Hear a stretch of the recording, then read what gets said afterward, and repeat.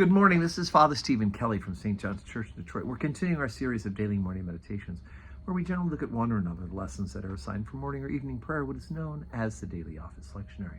Today, for Monday, let's take a look again at the lesson that's assigned for St. Mark's Gospel for morning prayer.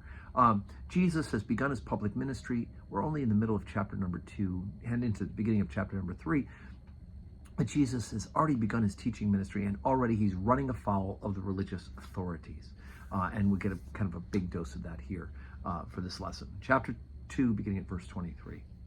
And it came to pass that he went through the cornfields on the Sabbath day, and his disciples began as they went to pluck the ears of corn. And the Pharisees said unto him, Behold, why do they on the Sabbath day that which is not lawful?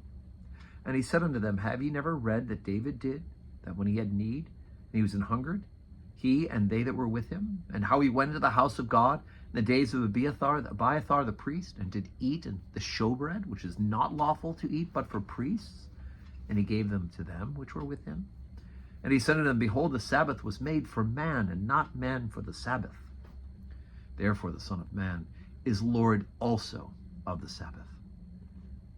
And he entered into the synagogue, and there was a man there which had a withered hand. And they watched him, whether he would heal them on the Sabbath day, that they might accuse him. And he said unto the man which had a withered hand, Stand forth. And he said unto them, Is it lawful to do good on the Sabbath days, or to do evil? To save life, or to kill? But they held their peace. And when he looked around on them with anger, being grieved for the hardness of their hearts, he saith unto the man, Stretch forth thine hand. And he stretched it out, and his hand was restored whole as the other.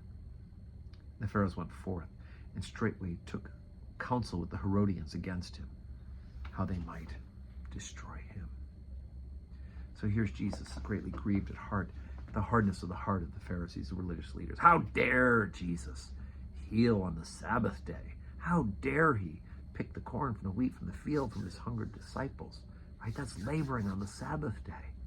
And yet Jesus says, even from the example of the scriptures, David, the great king, ate the showbread with his people because they came back from battle and they were hungry.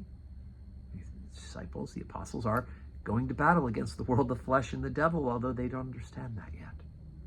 But important for us to know that man was not made for the Sabbath, but the Sabbath for the man. The Sabbath keeping is good for us as long as it is good for us, right? And of course, primarily what we have to do is glorify God on the Sabbath. We're to worship God on the Sabbath.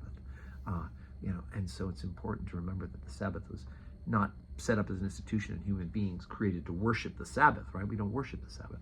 The Sabbath was given for our good. We need a day of recreation. We need a day of rest. We need a day of change.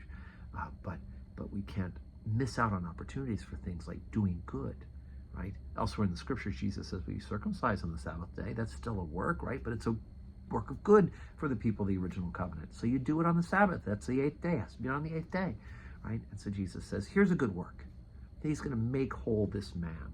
He's going to heal this man who's the withered hand. And they're objecting to it. He better not do it on the Sabbath.